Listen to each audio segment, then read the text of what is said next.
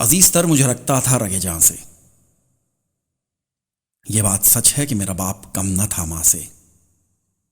वो मां के कहने पे रोब मुझ पे रखता था। यही वजह है कि वो मुझे चूमते झिझकता था। वो आशना मेरे हर कर्ब से रहा हरदम। वो खुल के रो नहीं पाया मगर से सकता था। जुड़ी थी उसकी हर एक हां फकत मेरी हां से। ये बात सच है कि मेरा बाप कम न था मां से। हर एक दर्द वो चुपचाप खुद पे सहता था। तमाम उम्र वो अपनों से कट के रहता था।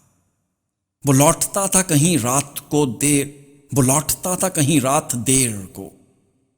दिन भर वजूद उसका पसीने में ढल के रहता था। फिर भी गिले थे फिर भी फिर भी मुझे उस चाकदामा से। ये बात सच है कि मेरा बाप कम न था मां से। पुराना सूट पहनता था, कम वो खाता था, मगर खिलौने मेरे सब खरीद लाता था।